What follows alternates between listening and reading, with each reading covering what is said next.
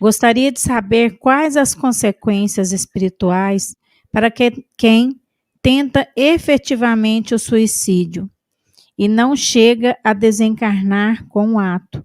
Na lei de causa e efeito, a pessoa iria prestar contas da mesma forma caso tivesse desencarnado?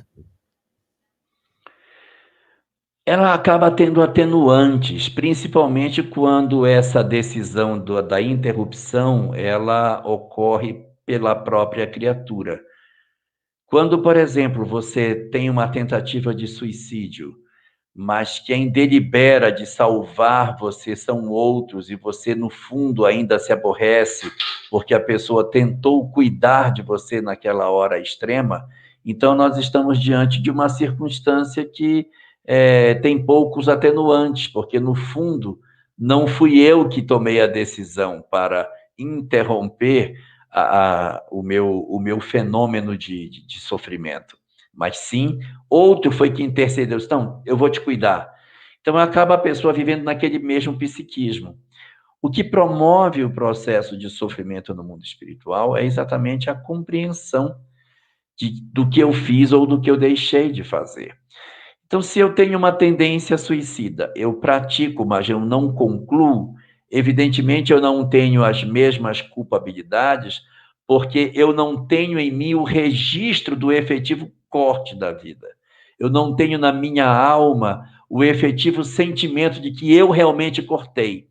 Então, eu me culpo por ter tentado, eu me culpo por eu ter me movimentado nessa direção, mas eu não trago a culpa adicional, que eu poderia assim dizer, pelo fato de ter obtido êxito naquilo que eu quis fazer. Então, o espírito se culpa menos, mas ele tem determinadas condições de fragilidade por conta disso.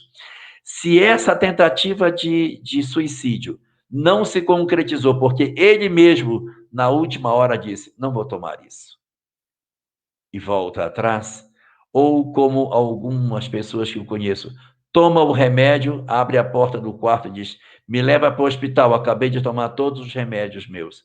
Então, se você é que toma a decisão, você tem os atenuantes, porque você diz: não, mas eu consegui resistir a isso. Eu estava em conflito, mas eu consegui me mover.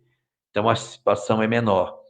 Mas se são outros que fazem, como no caso de Júlio, no livro Entre a Terra e o Céu, que ele toma um veneno para se matar e as pessoas levam ele para o hospital, ele fica entre a vida e a morte, as pessoas cuidam dele, cuidam, e ele melhora.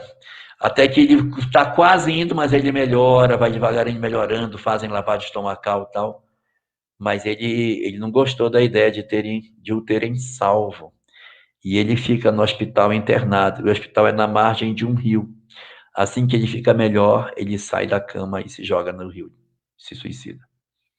Então, ele tem ali um duplo suicídio, né? Numa mesma encarnação, ele tenta 2 vezes, ele faz uma dupla tentativa, tem êxito na segunda. Então, ele vai elevar a culpa de relação a todas essas coisas do que aconteceu com ele. E é fruto de uma fragilidade. Ele amava muito uma mulher e ela acabou se envolvendo com o melhor amigo dele, ele não suporta e faz isso. Então, aí as condições, evidentemente, estão na fragilidade do próprio indivíduo. Mas, respondendo à sua pergunta, o que tenta não tem a mesma culpa diante de si próprio, porque ele não encontra em si o rompimento do fio da vida. O que rompe, ele se culpa muito mais. A responsabilidade é o próprio espírito que se impõe quando ele percebe os atos que ele praticou. Mas só para concluir, eu quero dizer que, apesar das dificuldades que os suicidas atravessam, existe sempre a possibilidade de recomeço dessa história e um final que ele vai ter de êxito depois que ele passa por uma série de dificuldades. Lá na frente ele retoma a história e ele vai recomeçar a sua caminhada na direção da felicidade, que é o destino de todos nós, sem exceção, inclusive das almas mais sombrias que a gente possa imaginar, e os suicidas estão longe de ser entre os mais sombrios, mas são as almas mais sofridas, se a gente assim pudesse considerar.